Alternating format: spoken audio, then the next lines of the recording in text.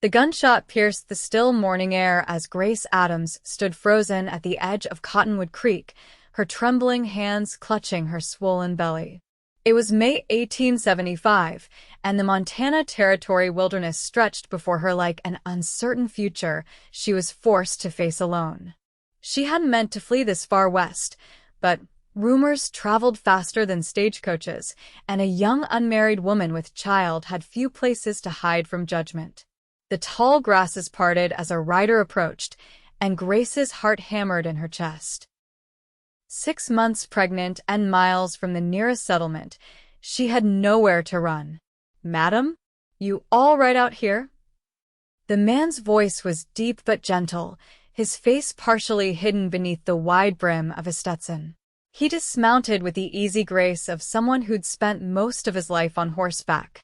"I'm fine," Grace replied, trying to keep the quaver from her voice as she instinctively placed her hands over her belly. "Just resting." The stranger's eyes flickered briefly to her midsection before returning to her face. He didn't comment on her condition, merely nodded toward the horizon. "Storm's coming. Not safe to be out here alone." Grace followed his gaze to the dark clouds gathering in the distance. "I was heading to Silver Creek. I've heard there's work there." The man adjusted his hat, revealing more of his face weathered by sun and wind, but not unkind. His eyes were the deep blue of a summer sky. "Silver Creek's still a good 15 miles east. You planning to walk all that way?" "I don't have much choice," Grace answered, her voice stronger now. She'd come too far to turn back. "Name's Samuel Ross," he said, offering no handshake, maintaining a respectful distance. "I've got a homestead about 2 miles from here. You're welcome to wait out the storm there." Grace hesitated. The man seemed decent enough, but she'd learned the hard way that appearances could be deceiving. "I don't mean to frighten you, madam," Samuel added, noticing her uncertainty. "My sister's there too. Emma.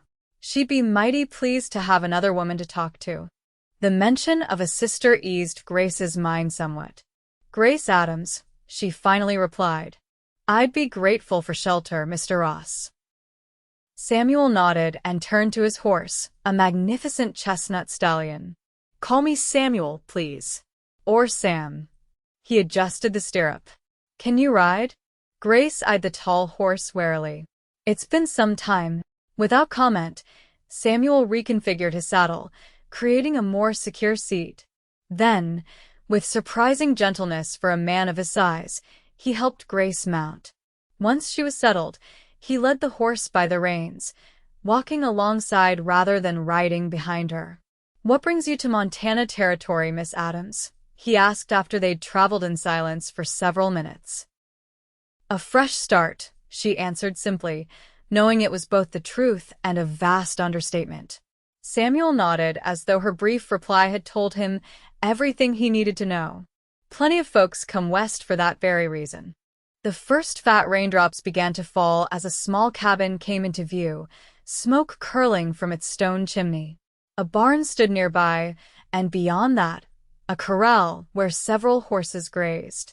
It was modest but well-maintained, the mark of a man who took pride in his work. A young woman with Samuel's same blue eyes appeared in the doorway as they approached. She waved enthusiastically before rushing out to meet them, seemingly unbothered by the increasing rainfall. "Sam, you're just in time." I was beginning to worry. Emma stopped short when she noticed Grace. Her surprise quickly transformed into a warm smile. "Oh, "Hello there. This is Miss Grace Adams," Samuel explained as he helped Grace dismount. "She's heading to Silver Creek. Thought we might offer her shelter from the storm." Emma's expression brightened further. "Of course. Please come in out of this rain." The cabin's interior was simple but cozy, with a stone fireplace, a wooden table with 4 chairs, and a small sitting area. Quilts brightened the space, and the scent of something savory filled the air. "You're just in time for supper," Emma said, taking Grace's damp shawl. "I've made stew." "I don't want to impose," Grace began, but Emma waved away her protest. Nonsense. There's plenty. Besides, it gets lonely out here sometimes. I'm delighted for the company. As Emma busied herself with the meal, Samuel excused himself to tend to the horses. Grace offered to help with dinner preparations, grateful for the normality of the task after weeks of uncertainty. How far along are you? Emma asked softly as they worked side by side. Grace tensed momentarily before responding. 6 months or thereabouts. Emma nodded, her expression free of judgment. My friend Abigail in town just had her third. I helped with the birthing. If you're planning to stay in these parts, I'd be happy to assist when your time comes. Tears sprang unexpectedly to Grace's eyes at the simple kindness. I haven't thought that far ahead, she admitted. Well, there's time yet, Emma replied with a reassuring smile. For now, let's get some food in you. You're eating for 2, after all. By the time Samuel returned, the small table was set, and the stew was ladled into bowls. They ate mostly in companionable silence, broken occasionally by Emma's gentle questions about Grace's journey west. She carefully avoided asking about the baby's father or Grace's past, focusing instead on practical matters like Grace's plans for work in Silver Creek. Not much employment for women there beyond the usual, Samuel commented, breaking a piece of bread. Laundry, cooking at the boarding house, maybe some sewing if you've got the skill for it. I was a teacher back east, Grace said. But I don't imagine anyone would hire me in my current state. Samuel's expression darkened slightly, but he said nothing. Emma jumped in quickly. The town's growing. They might need a teacher by the time your baby arrives. And until then, you could stay here if you'd like. Grace looked up in surprise. That's very kind, but I couldn't possibly. We've got the space, Emma continued, casting a glance at her brother. And, to be honest, I could use the help around here. Sam's often away with the cattle. Samuel studied Grace thoughtfully. Emma's right. The offer stands if you want it. No obligación. The storm raged outside, rain lashing against the windows as thunder rolled across the plains. Within the cabin's solid walls, Grace felt the first stirrings of something she hadn't experienced in months. Safety. I'll consider it, she said finally. Thank you. That night, lying in Emma's bed while the younger woman slept on a pallet nearby, Grace placed her hands on her rounded stomach, feeling her child move beneath her palms. For the first time since she discovered her pregnancy, she allowed herself to hope that perhaps there might be a place for them after all. The following morning dawned clear and bright, the storm having washed everything clean. Grace awoke to the smell of coffee and the sound of low voices. She dressed quickly, conscious of having slept later than was her habit. Emma and Samuel fell silent when she entered the main room, and Grace immediately sensed they'd been discussing her. Good morning, she said, straightening her shoulders. Morning, Samuel replied, rising from his chair. Hope we didn't wake you. Coffee. Grace nodded, accepting the steaming cup he offered. I've given your kind invitation some thought, she said, addressing both siblings. If you're certain I wouldn't be an imposition, I'd like to stay. At least until the baby comes. I can earn my keep. Emma beamed. Wonderful. I'm so pleased. Samuel's expression was more reserved, but he nodded his agreement. Welcome to the Ross homestead, Miss Adams. The days that followed settled into a rhythm.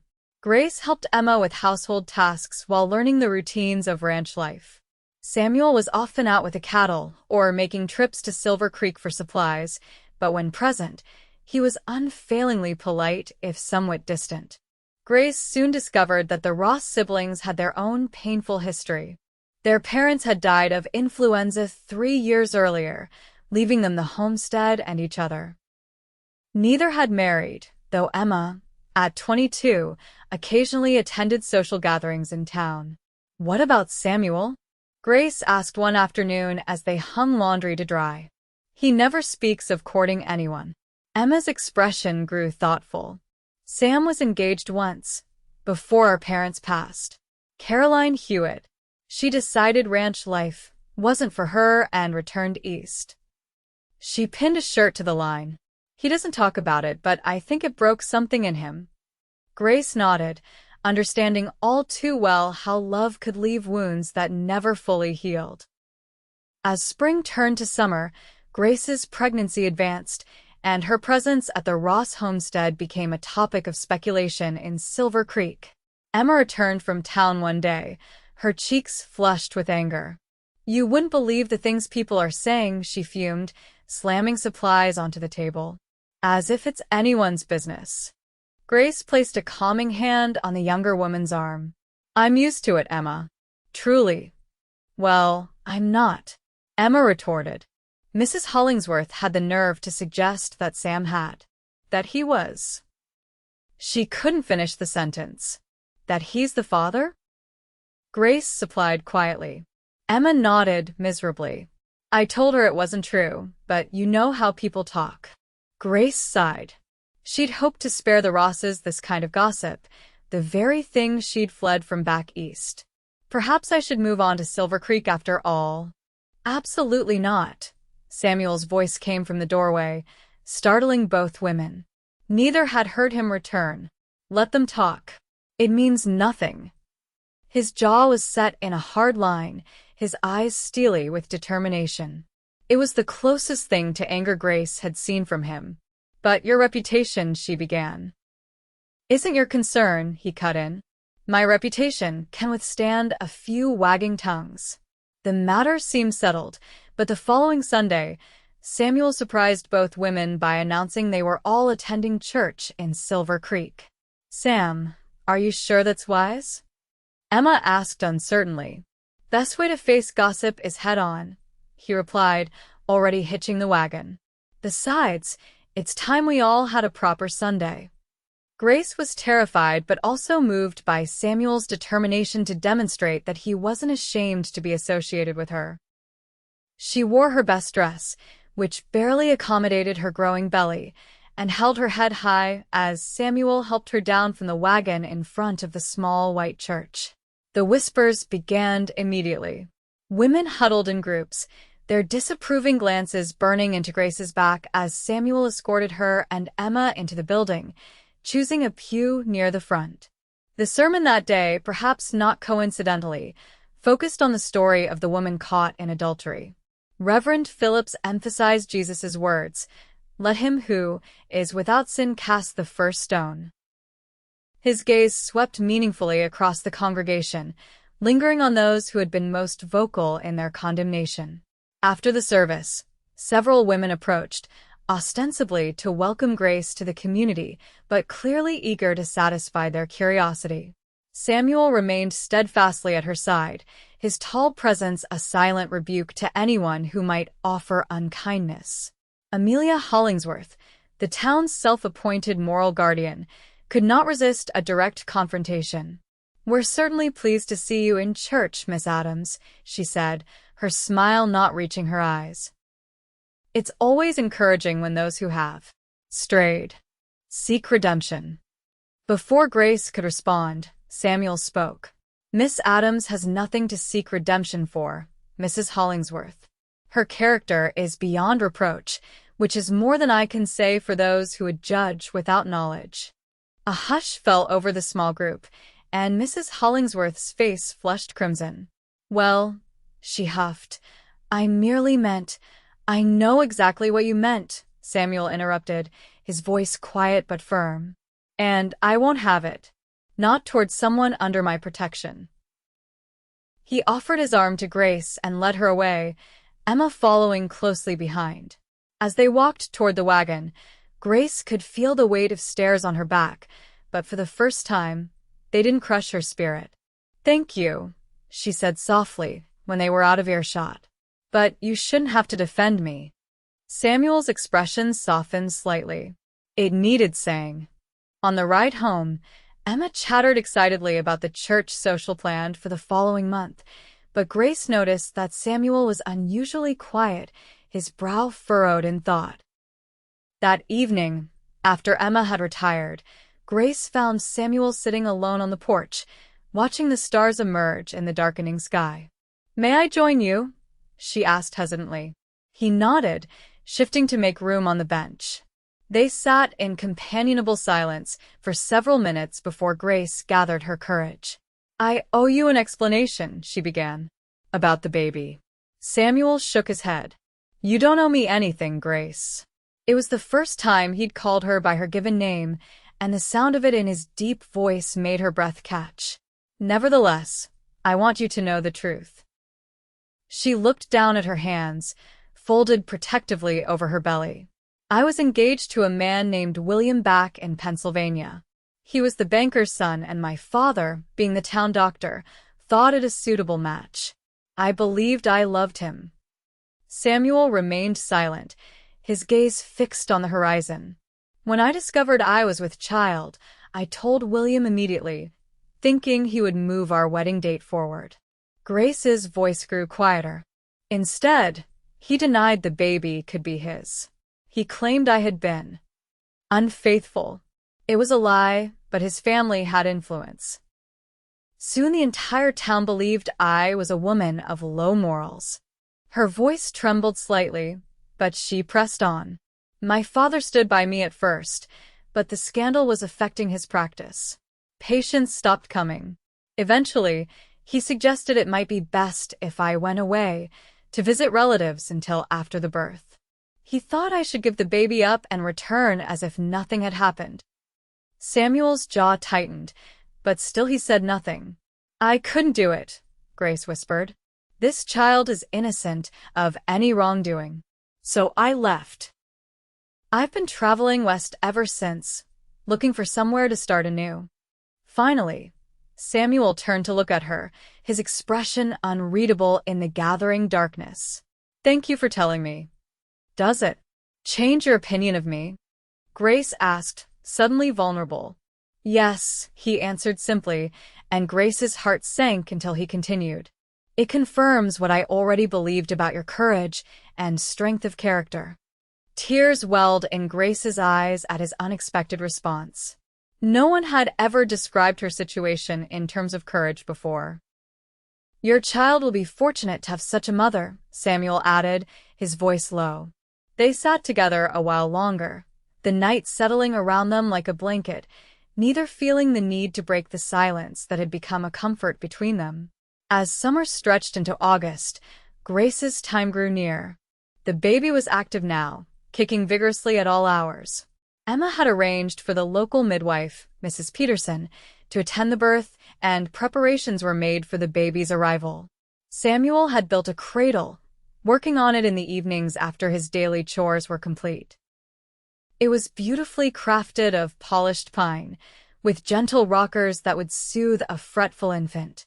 "It's magnificent," Grace said when he presented it to her, running her fingers over the smooth wood. "You have remarkable skill."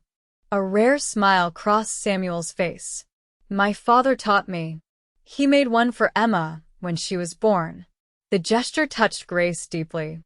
Over the past months, she had come to realize that beneath Samuel's reserved exterior lay a profound capacity for kindness. She had also, despite her best efforts to guard her heart, begun to feel something more than gratitude toward him. These feelings both thrilled and terrified her. She had no right to expect anything beyond the friendship and protection he'd already offered. Yet sometimes, when their eyes met across the table or their hands accidentally brushed while working together, she sensed something unspoken between them. The baby arrived on a sweltering August night, heralded by a summer thunderstorm that rattled the cabin's windows. Grace's labor began just after supper, her first sharp contraction causing her to gasp and clutch the edge of the table. "Sam, ride for Mrs. Peterson," Emma directed immediately, her voice calm despite the alarm in her eyes. "Grace, let's get you comfortable." Samuel was gone in an instant, mounting his horse without even saddling it properly. Grace watched through the window as he galloped away, her heart clenching with a sudden fear that she might never see him again. "He'll be back," Emma assured her, misinterpreting her concern. Mrs. Peterson's only 4 miles away. The labor progressed rapidly. By the time Samuel returned with the midwife, Grace was already deep in the throes of childbirth, her cries echoing through the small cabin. "Wait outside, Samuel," Mrs. Peterson instructed as she bustled in, already rolling up her sleeves. "This is women's work." Samuel hesitated at the door, his eyes finding Grace's pain-contorted face. "I'll be right here," he promised before stepping out into the storm. For hours, he paced the porch, flinching at each of Grace's cries. Emma emerged occasionally with updates, her expression growing more concerned as the night wore on. "The baby's position wrong," she explained during one such appearance. "Mrs. Peterson is trying to turn it." Samuel's face paled. He'd seen enough livestock births to know the dangers. "And Grace? She's strong," Emma replied, though the worry in her voice belied her confident words. Pray, some. Samuel wasn't a praying man, not since his parents' deaths had shaken his faith.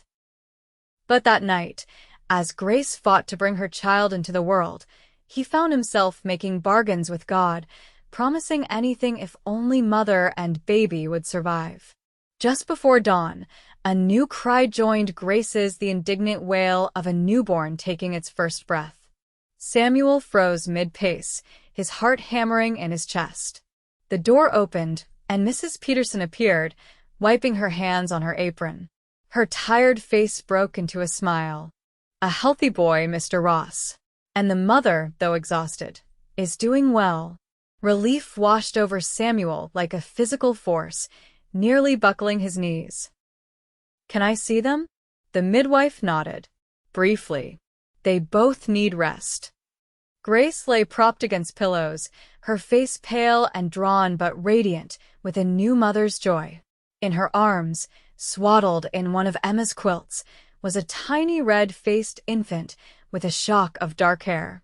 She looked up as Samuel approached, her eyes filled with a mixture of exhaustion and triumph. "Samuel," she whispered, "meet my son." Samuel moved closer, almost reverently, unable to take his eyes off the small bundle. "He's perfect, Grace."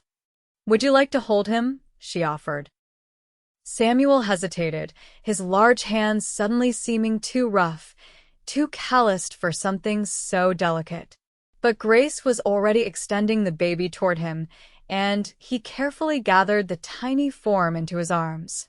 The infant squirmed slightly before settling, his eyes dark blue, like most newborns, blinking up at the stranger who held him. Samuel felt something shift within his chest, a sensation both painful and exquisite. "Have you chosen a name?" he asked, his voice hushed. Grace nodded. James. "After my grandfather." "James," Samuel repeated, testing the name. "It suits him." As he gazed down at the child, a fierce protective instinct surged through him, a feeling he hadn't anticipated. This was Grace's son, not his by blood, yet in that moment, the distinction seemed meaningless.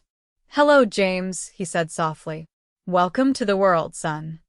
The words slipped out unintentionally, but once spoken, Samuel couldn't bring himself to regret it. He glanced up to find Grace watching him, her eyes glistening with unshed tears. "I should let you rest," he said, carefully returning the baby to her arms. Grace caught his hand before he could withdraw entirely. "Thank you, Samuel, for everything." He nodded, momentarily unable to speak past the emotion tightening his throat. Then he left quietly, allowing mother and child the peace they needed. Outside, the storm had passed, and the first light of dawn painted the eastern sky in shades of pink and gold. Samuel stood on the porch, his heart full with feelings he couldn't yet name, watching as a new day began. Word of James's birth spread quickly through Silver Creek. While most of the community maintained a polite distance, a few of the women who had attended church with the Rosses brought food and small gifts for the baby. Grace was touched by these gestures, though she remained wary of their underlying curiosity. Samuel, meanwhile, became unexpectedly devoted to the infant. Despite having no prior experience with babies, he took to fatherhood with natural ease, holding James whenever Grace needed rest, walking the floor with him during colicky nights, and watching in wonder as the child grew and changed daily. Emma observed this transformation in her brother with quiet satisfaction. One evening, as they sat on the porch while Grace put James to bed, she broached the subject that had been on her mind. "You love them, don't you?" she asked without preamble. Samuel didn't pretend to misunderstand. "I care for them both, yes." Emma rolled her eyes at his understatement. "Sam, I've known you all my life. I've never seen you look at anyone the way you look at Grace. And as for James, well, you're more his father than that coward back east could ever be." Samuel stared out at the darkening landscape, considering his sister's words. "It's not that simple, Emma." "It could be," she insisted. "If you'd just tell Grace how you feel." "And what if she doesn't feel the same?" he countered. "She's dependent on us right now. I won't take advantage of that." Emma sighed in exasperation. "For a smart man, you can be remarkably dense. Have you not seen how she watches you with James? How her face lights up when you enter a room?" Samuel's heart quickened at his sister's words, but he tamped down the hope they ignited. Even if that were true, there's more to consider. The town already thinks the worst. If Grace and I were to, it would only confirm their suspicions. "Since when have you cared what people think?" Emma demanded. "Since it might affect Grace and James," he replied firmly. "I won't add to their burden." Emma shook her head in frustration, but said no more on the subject. Autumn arrived, painting the surrounding countryside in vibrant hues of red and gold. James thrived under the loving attention of his mother and the Ross siblings, growing plumper and more alert by the day. His dark newborn hair had lightened to a soft brown, and his eyes had settled into a clear gray-green that matched Grace's own. One crisp October morning, Samuel announced he needed to ride into Silver Creek for supplies. "We're running low on flour and coffee," he explained, "and winter will be here before we know it. Best to stock up now." "Can I accompany you?" Grace asked impulsively. "James is sleeping well these days, and Emma could watch him for a few hours." Samuel looked surprised but pleased. "Of course, if you'd like." Emma enthusiastically supported the plan. "Go. It will do good to get away from the cabin for a while. James and I will be fine." The ride to town was pleasant, the air invigorating with the scent of fallen leaves and wood smoke. Grace felt a sense of freedom she hadn't experienced in months, enjoying the simple pleasure of adult conversation without a baby in her arms. "You're a natural mother," Samuel commented as they rode side by side. "James is fortunate." Grace smiled, warmed by his praise. "I was terrified at first. I had no idea what I was doing." "Could have fooled me," he replied with one of his rare smiles. "And now?" "Are you still afraid?" She considered the question thoughtfully. "Not of motherhood itself, but of what the future holds for us. That still frightens me sometimes." Samuel's expression grew serious. "You know you have a home with us for as long as you want it, Grace. You and James both." "That's very generous," she said softly. "But I can't impose on your kindness forever." "It's not imposition," he countered firmly. "Having you and James at the homestead. It's brought something that was missing. Ask Emma if you don't believe me." Grace felt a flush creep into her cheeks at his words and the intensity behind them. Before she could respond, they crested the hill overlooking Silver Creek, the small town spread out below them. Their first stop was the general store, where Samuel ordered the supplies they needed while Grace selected fabric for new clothes for James, who was quickly outgrowing his newborn garments. The storekeeper's wife, Mrs. Fletcher, was polite if somewhat reserved, her eyes darting curiously between Grace and Samuel. As they moved on to the post office, Grace became aware of the stares and whispers that followed them. She had expected this, but the reality was still uncomfortable. Ignore them, Samuel murmured, placing a protective hand at the small of her back as they walked. At the post office, they encountered Reverend Phillips, who greeted them warmly. "Miss Adams, how wonderful to see you in town. And how is young James faring?" "Very well, thank you," Grace replied, touched by his genuine interest. "She's a devoted mother," Samuel added, pride evident in his voice. The Reverend nodded approvingly. "As I would expect. And you, Mr. Ross, seem to have taken to fatherhood with remarkable enthusiasm." Samuel started to correct him, but stopped, his expression thoughtful. "James is a fine boy," he said instead. "Any man would be proud to call him son." The Reverend's eyes twinkled knowingly. "Indeed. Well, I hope to see all of you at church on Sunday." With a tip of his hat, he continued on his way. Their final stop was the doctor's office. James had been in excellent health, but Samuel insisted it was wise for Grace to introduce herself to Dr. Miller in case of future need. The doctor, a kindly older man with spectacles and a neatly trimmed beard, welcomed them warmly. "Always glad to meet new members of our community," he said, showing no sign of the judgment Grace had feared. "Bring the little fellow in any time for a checkup. And if you ever need work, Miss Adams, my wife mentioned you were a teacher. The town council has been discussing opening a proper school come spring." Grace's heart leapt at this unexpected possibility. "I would be very interested, Doctor. I'll put in a good word," he promised. "We need educated women like yourself in these parts." As they rode home, Grace felt lighter than she had in months. "People were kinder than I expected," she remarked. Samuel nodded. "Most folks are decent at heart. They just need time to overcome their initial judgments." "Did you mean what you said to Reverend Phillips?" Grace asked after a moment. "About being proud to call James your son?" Samuel's hands tightened on the reins. "I did," he answered, his voice low and sincere. "That boy has captured my heart as surely as if he were my own flesh and blood." Grace's throat constricted with emotion. "You've been more of a father to him than William ever would have been." "William was a fool," Samuel said flatly, "to throw away the chance to know his son, to abandon you both." The vehemence in his voice startled Grace. "It was for the best," she said after a moment. "If he'd married me out of obligation, there would have been no love in our home." Samuel glanced at her, his expression intense. "A child deserves to be raised with love. So does his mother." The words hung between them, weighted with meaning neither was quite ready to voice. They rode the rest of the way in companionable silence, each lost in their own thoughts. When they arrived home, they found Emma in the rocking chair with James, singing softly as she fed him from a bottle of goat's milk.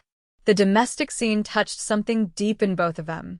"He was perfect," Emma reported, passing the contented baby to his mother. "Though I think he missed you." Grace pressed her nose to her son's downy head, inhaling his sweet scent. "I missed him too. But it was good to get away, even briefly." That night, after James was settled and Emma had retired, Grace found Samuel outside chopping wood by lantern light, his powerful strokes splitting each log cleanly. "Isn't it a bit late for that?" she asked, wrapping her shawl tighter against the evening chill. Samuel paused, wiping his brow with his sleeve. "Couldn't sleep. Thought I might as well make myself useful." Grace nodded, understanding the restlessness that sometimes drove one to physical labor. "I wanted to thank you again for today. For everything, really." He set down the axe and turned to face her fully. "You don't need to keep thanking me, Grace." "Perhaps not," she agreed. "But I want to. You've given James and me a home when we needed it most. You've treated my son as your own. That means more than I can express." Samuel took a step closer, his features shadowed in the lantern's glow. "It's not charity, Grace. Surely, you must know that by now." Her heart began to pound. "What is it, then?"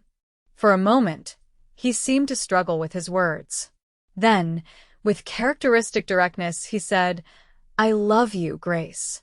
I think I have since that first day by the creek. And I love that boy of yours, as if he were my own. Grace's breath caught in her throat. Samuel. You don't need to answer now, he continued quickly. I know this might seem sudden, though God knows it doesn't feel sudden to me. I just couldn't go another day without telling you. Grace closed the distance between them, her hand coming up to rest against his cheek. It's not sudden, she whispered. Not to me either. Samuel's eyes searched hers, hope warring with uncertainty. Are you saying? I'm saying I love you too, Grace answered, her voice trembling with emotion. I've been afraid to admit it, even to myself. Afraid to trust again. But you're nothing like William. You've proven that every day. Samuel's hand covered hers, warm and calloused. I want to be a father to James, Grace. A real father. And a husband to you if you'll have me. Tears spilled onto Grace's cheeks. Are you certain? People will talk. They'll say, let them say what they will, he interrupted firmly. We know the truth. And in time, they'll see it too. He leaned down, hesitating just a breath away from her lips, giving her the chance to withdraw. Instead, Grace rose on her tiptoes, closing the final distance between them.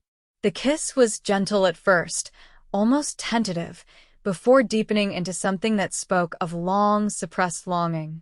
When they finally parted, both were breathless. Is that a yes? Samuel asked, his voice rough with emotion.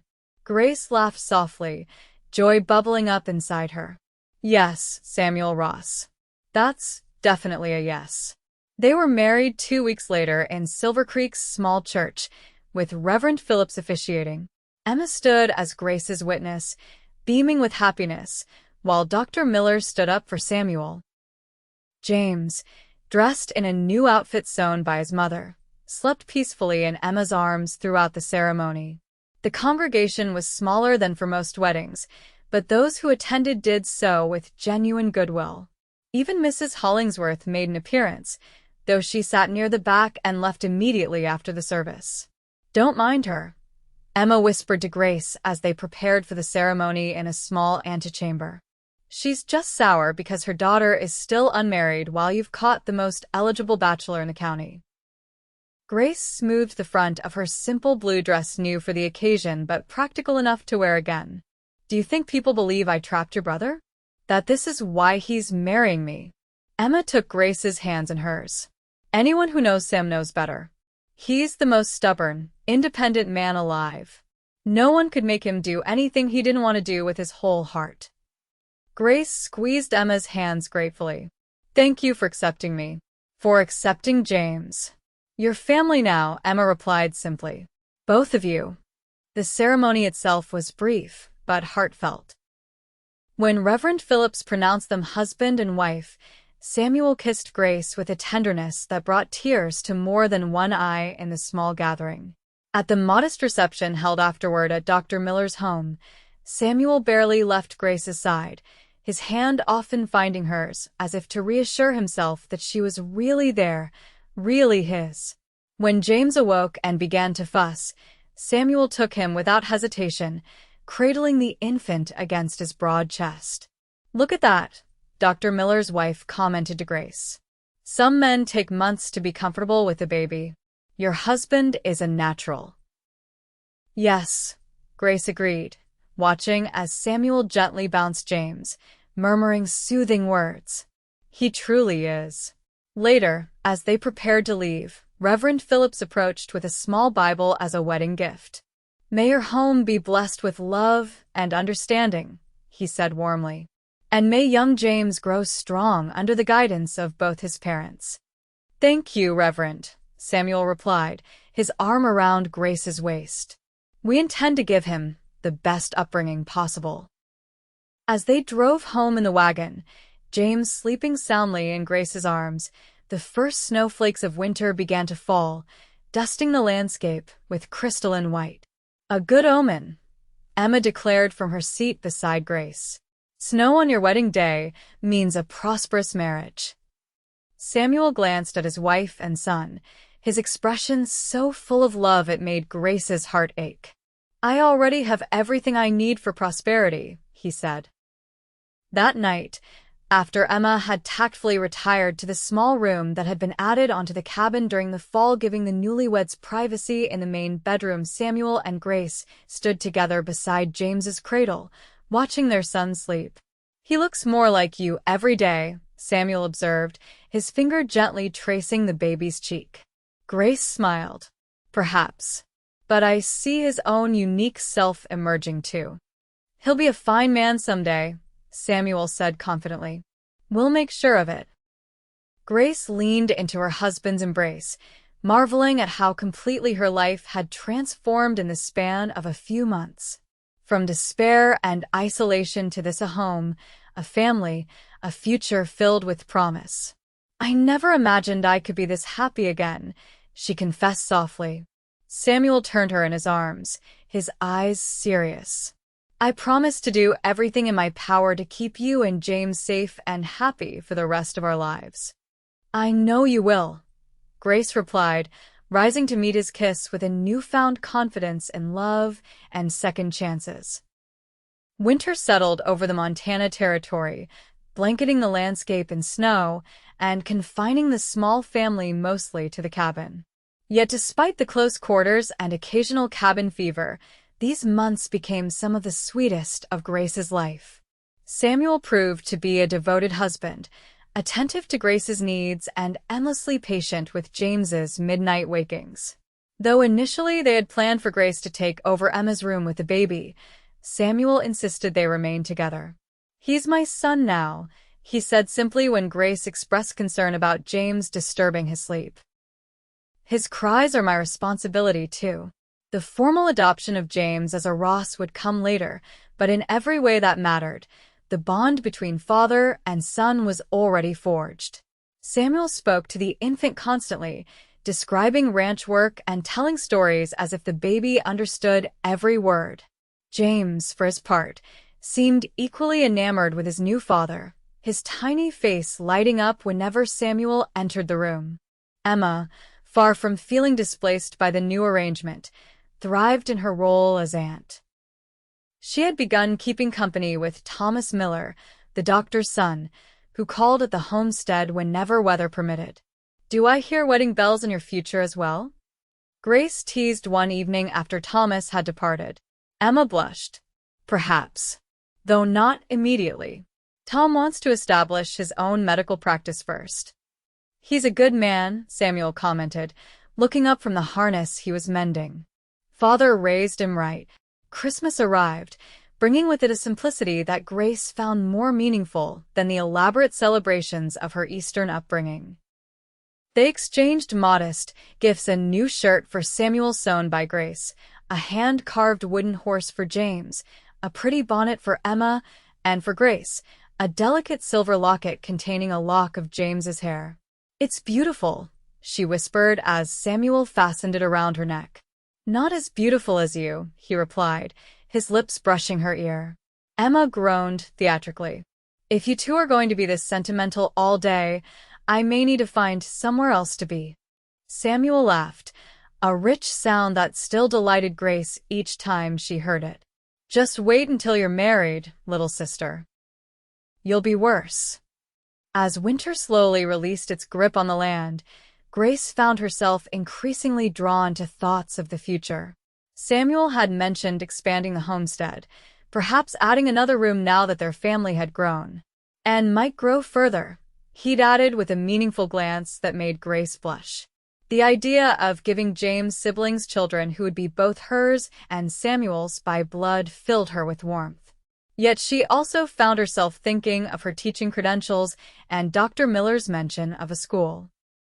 One evening in early spring, as they sat by the fire after James had been put to bed, Grace broached the subject. "Do you think the town council is still considering opening a school?" she asked. Samuel looked up from his book. "I believe so. Dr. Miller mentioned it when I was in town last week." Why? "Are you interested?" Grace nodded. "I miss teaching, and it would provide additional income for us." "We're managing fine," Samuel assured her, though his expression remained thoughtful rather than dismissive. "I know," Grace said quickly, "but James will need things as he grows. And if we have more children." Samuel set aside his book and moved to sit beside her on the small sofa. "If teaching is what you want, Grace, I won't stand in your way. You have gifts that shouldn't be wasted." Gratitude washed over her at his understanding. "It wouldn't be until James is a bit older. And perhaps only part days at first." "We'll make it work," Samuel promised, taking her hand. "Though I admit, I'm a bit surprised. I thought you might be reluctant to face the town on a daily basis." Grace had considered this aspect carefully. "There will always be those who judge us. But hiding away won't change that. Besides," she added with a small smile, "I'm Mrs. Ross now. That carries some weight in these parts, I've noticed." Samuel chuckled. "Does it now?" Grace confirmed, leaning against his solid warmth. "Apparently I've married a man of considerable standing in the community." "Is that so?" Samuel's arm encircled her shoulders. "And here I thought you married me for my rugged good looks." Grace laughed, her heart light with happiness. That was merely a fortunate bonus. As spring blossomed across the prairie, so too did new life at the Ross homestead. The vegetable garden that Grace and Emma planted flourished, promising a bountiful harvest come fall. New calves wobbled alongside their mothers in the pastures, and a litter of kittens took up residence in the barn, much to James's delight when Samuel carried him out to see them. James himself grew stronger daily, now sitting up on his own and attempting to crawl, his determination matching his father's. His first clear word was "Mama," followed closely by "Da," which brought tears to Samuel's eyes the first time he heard it. In June, just after James's first birthday, Grace received word that the town council wished to interview her for the position of teacher at Silver Creek's new school, set to open in September. "They're building it now," Emma reported excitedly after returning from town. "Next to the church. It's small, but Dr. Miller says they've ordered proper desks and a bell for the roof and everything." Grace felt a flutter of nerves mixed with anticipation. "Do you really think they'll hire me?" "They'd be fools not to," Samuel stated firmly. "You're the most qualified person in the county." The interview, conducted by the town council in the church meeting room, went better than Grace had dared hope. Her credentials impressed the council members, and her articulate responses to their questions seemed to dispel any lingering doubts about her suitability. "The position is yours if you want it, Mrs. Ross," Mayor Harkins announced after a brief deliberation. "School term begins September 1st. 20 children enrolled so far, ages 6 to 16. "Thank you," Grace replied, her voice steady despite her racing heart. "I accept with gratitude." As she left the church, Grace noticed Mrs. Hollingsworth and several other women watching from across the street. Rather than avoiding their gaze, she nodded politely in their direction before continuing to where Samuel waited with the wagon. "Well?" he asked as he helped her up to the seat.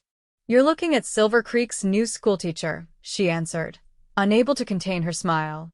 Samuel whooped with uncharacteristic exuberance, causing several passers-by to turn and stare. "I knew it! Didn't I tell you?" His pride in her accomplishment was palpable, warming Grace from within.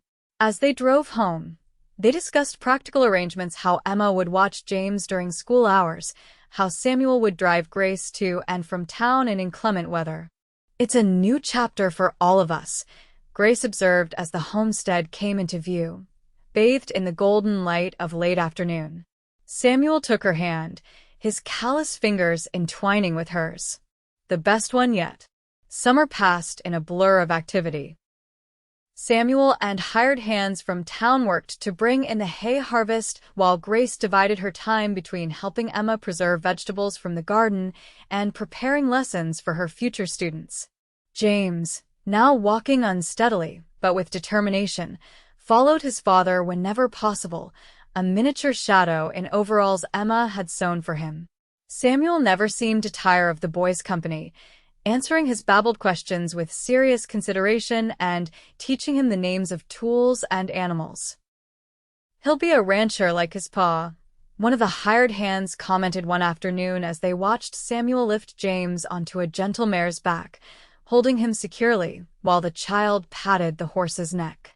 "If that's what he chooses," Grace replied, though privately she thrilled at hearing James referred to as Samuel's son without qualification. In town, attitudes toward Grace continued to evolve. While some still regarded her with suspicion, many had come to accept her based on her present conduct rather than past circumstances. The women who had initially been most judgmental now greeted her civilly, if not warmly, when she visited the general store. "Time heals many wounds," Reverend Phillips observed when Grace mentioned this change to him. "And living well is indeed the best revenge against those who would think ill of you." By the time September arrived and the school door opened for the first day of classes, Grace felt a sense of belonging in Silver Creek that she had never expected to achieve. 22 students ultimately enrolled. Their ages and abilities varied enough to make teaching challenging but rewarding.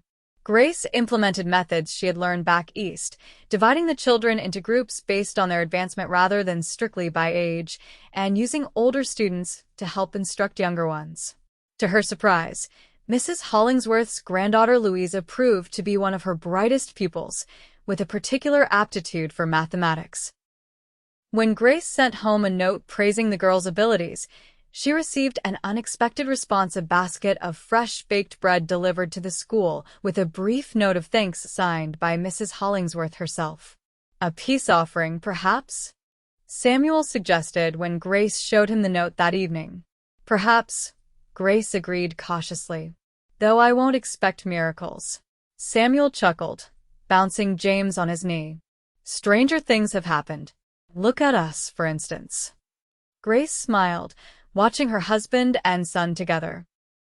It did sometimes seem miraculous, this family they had created, this love that had blossomed in the most unexpected circumstances. As autumn painted the countryside in vibrant hues once more, Grace found herself increasingly tired, her appetite unpredictable. She recognized the symptoms even before Emma commented on them one morning as Grace picked at her breakfast. "Are you feeling all right?" Emma asked, her expression knowing. "You look a bit pale." Grace met her sister-in-law's gaze, a mixture of excitement and nervousness fluttering in her chest. "I think I may be expecting." Emma squealed with delight, hurrying around the table to embrace her. "I knew it! When are you due? Have you told Sam yet?"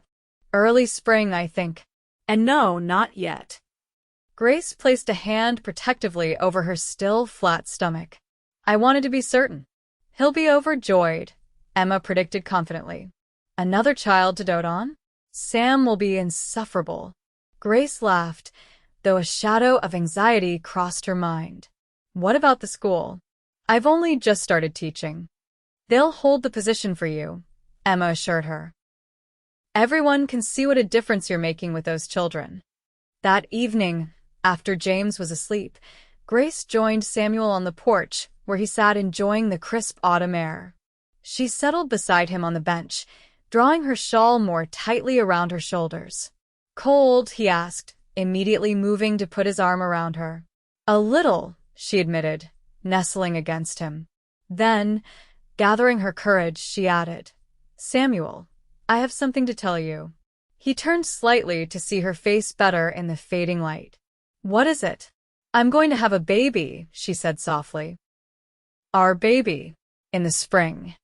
Samuel went very still, his expression unreadable for a heartbeat. Then, slowly, a smile spread across his face, not his usual reserved smile, but one of incandescent joy that transformed his features. "A baby," he repeated, his voice filled with wonder. "Our child." Grace nodded, tears of happiness pricking at her eyes. "Are you pleased?" In answer, Samuel gathered her into his arms, holding her as if she were made of the most precious material on earth. "Please doesn't begin to describe it," he whispered against her hair. "I love you, Grace." I love our family, James, this new little one. All of us together. I worried you might think it too soon, Grace confessed. With the school, and James still so young. Samuel drew back just enough to look into her eyes. Life doesn't always follow our careful plans, he said. Sometimes it gives us exactly what we need exactly when we need it, even if we didn't know to ask. Grace raised a hand to his cheek, her heart full to bursting. Like a stranger offering shelter from a storm? Exactly like that, he agreed, turning his head to press a kiss to her palm. As they sat together under the vast Montana sky, stars beginning to appear overhead, Grace reflected on the journey that had brought her here. From shame and fear to acceptance and love, from loneliness to family, from being mocked for bearing a child alone to being cherished as a wife and mother. In the end, it wasn't about proving her worth to those who had judged her. It was about finding the courage to build a new life and discovering that sometimes happiness waited just beyond the horizon, in the form of a quiet cowboy with a heart big enough to love both her and her child as his own. As if sensing her thoughts, Samuel squeezed her hand gently. No regrets, he asked. Grace shook her head, her voice sure and clear in the gathering darkness. Not a single one. Winter came again to the Montana territory, but this time Grace faced it with the confidence of experience and the security of belonging. The small family had settled into a comfortable routine, Grace teaching during the day, while Emma cared for James, Samuel managing the ranch with increasing success, and all of them coming together in the evenings to share meals and stories. As Grace's pregnancy progressed, her students showed touching concern for her well-being, carrying her books and insisting she remain seated during lessons. Even Mrs. Hollingsworth, encountering Grace outside the general store one snowy afternoon, inquired after her health with what appeared to be genuine interest. My daughter had a difficult time with her last confinement, the older woman said awkwardly. It's important to rest adequately. Thank you for your concern, Grace replied, surprised but grateful for the advice. Dr. Miller says everything is progressing normally. Mrs. Hollingsworth nodded stiffly. That's good to hear. Louisa speaks highly of your teaching. She's Improved considerably under your guidance. It wasn't quite an apology for past judgments, but Grace recognized it as the closest thing to an olive branch the proud woman was likely to offer. Louisa is a bright girl. It's a pleasure to teach her. As they parted ways, Grace felt a small but significant shift in the town's atmosphere, a further warming of acceptance that had been gradually building over the months. Christmas that year was a joyous affair. James, now 16 months old and chattering constantly in a mixture of real words and his own invented language, was enchanted by the small decorated pine tree Samuel brought into the cabin. Emma and Thomas Miller joined them for Christmas dinner, bringing news of their own. We've set a date, Emma announced, her eyes shining as she displayed a modest gold band on her finger. June 10th. We wanted to wait until after the baby arrives. That's wonderful news, Grace exclaimed, embracing her sister-in-law warmly. I'm so happy for you both. Samuel clapped Thomas on the shoulder, his expression a mixture of happiness and the protectiveness of an older brother. You'll take good care of her, he said, a statement rather than a question. With everything I have, Thomas promised solemnly. Later, as they prepared for bed, Grace noticed Samuel standing at the window, looking out at the star-filled sky with an unusually pensive expression. What are you thinking about? She asked, coming to stand beside him. How much can change in a year? He replied. Last Christmas, we were just beginning to find our way as a family. Now James is growing so fast, Emma's engaged. We have another child on the way. He shook his head in wonder. Sometimes it feels like a dream. Grace slipped her hand into his. If it is, I hope we never wake up. Samuel turned to her, his expression softening as his gaze fell to her rounded belly. How are you feeling? Truly. tired, she admitted. But good. Happy. She guided his hand to where the baby was kicking energetically. Someone's awake. Samuel's face lit with the same awe he'd shown when feeling James move for the first time. Strong, he commented. Like their mother. Grace leaned her head against his shoulder, grateful beyond words for this man who had become the center of her world. And their father. As winter slowly gave way to spring, Grace continued teaching, though she had arranged for Emma to take over her duties for the final month before the baby's expected arrival and for 6 weeks afterward. The school board had agreed to this arrangement with surprising readiness, several members expressing their desire for her to return when she was able. "You've made quite an impression on this town," Samuel observed when she told him of their response. "Not that I'm surprised." Grace smiled, thinking of how far they had all come. The town has changed. Or perhaps I have. Maybe both. The baby arrived on a clear April morning, heralded by a chorus of meadowlarks outside the cabin window. Unlike James's difficult birth, this labor progressed smoothly under Mrs. Peterson's experienced guidance. "A girl," the midwife announced as the newborn's indignant cry filled the room. "And a beauty at that." Samuel, who had been pacing anxiously outside as tradition dictated, burst into the room at the sound, his face a mixture of relief and joy. "Grace? Are you all right?" "We're both perfect," she assured him, her exhaustion momentarily forgotten as she gazed at the tiny red-faced infant in her arms. "Come meet your daughter." Samuel approached with the same reverence he had shown when first holding James, his large hands gentle as he took the swaddled baby. "Hello, little one," he whispered, his voice thick with emotion. "I'm your paw." The baby blinked up at him with unfocused dark blue eyes, her rosebud mouth working silently. "She looks like you," Grace said softly, watching the instant bond form between father and daughter.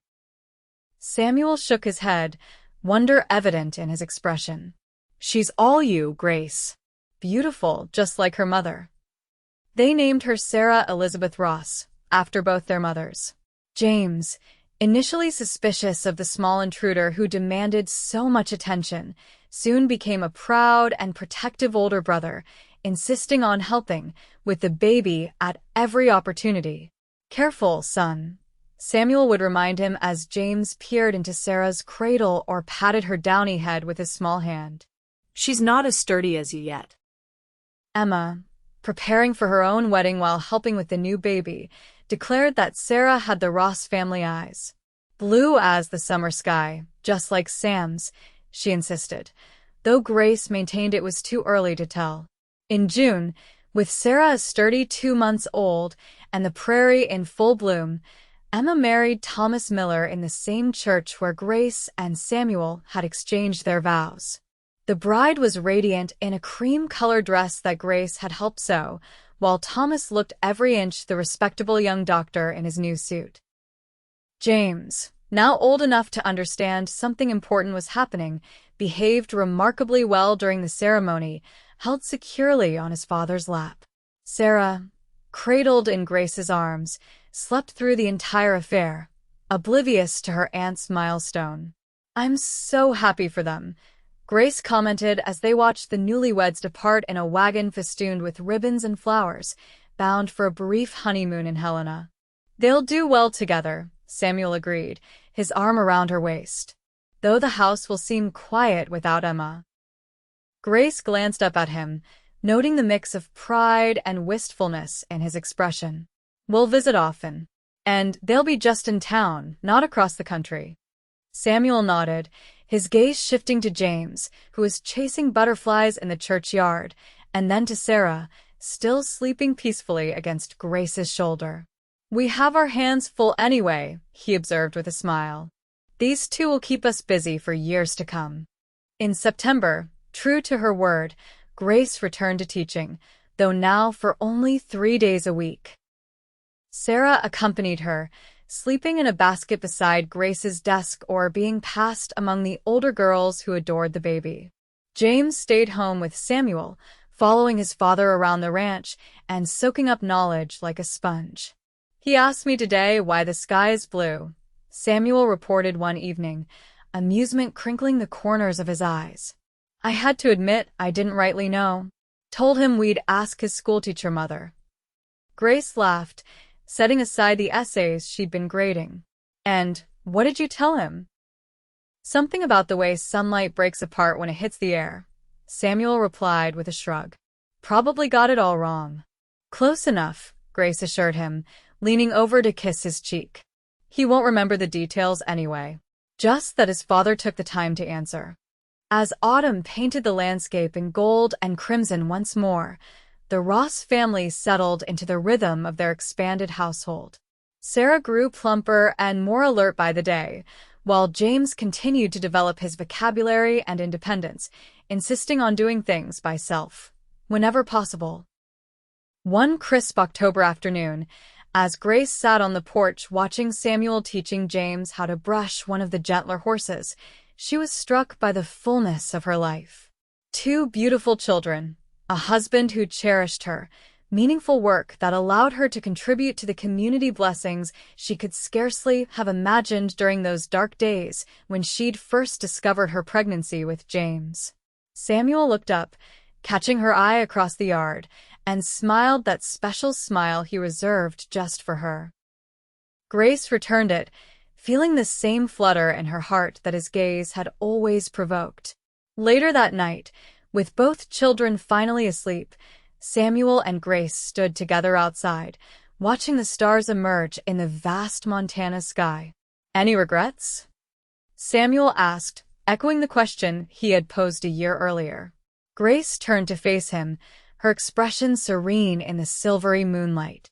"Only that we didn't find each other sooner." Samuel gathered her close, his arms strong and secure around her. "We found each other exactly when we needed to," he countered softly. "Not a moment too late or too soon." As their lips met in a kiss that held all the tenderness and passion of their journey together, Grace knew with absolute certainty that he was right. The path that had led her here with all its pain and uncertainty had ultimately brought her home. Not to a place, but to the hearts that beat in unison with her own.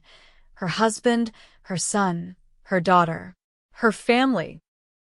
Created not by convention or bloodlines, but by the truest, most enduring force of all, a love strong enough to overcome judgment, to heal past wounds, and to build a future brighter than either of them could have imagined alone. In the vast wilderness of the Montana Territory, where life was often harsh and unforgiving, they had found in each other the greatest treasure of all, belonging. And in the years to come, as their children grew and their family expanded with Emma and Thomas's children joining the circle of cousins, the story of how they came together would be told and retold, a testament to the power of second chances and the courage to reach for happiness despite the odds. For Grace, who had once been mocked for bearing a child alone, and for Samuel, the cowboy who had held that baby and called him son, it was more than enough. It was everything.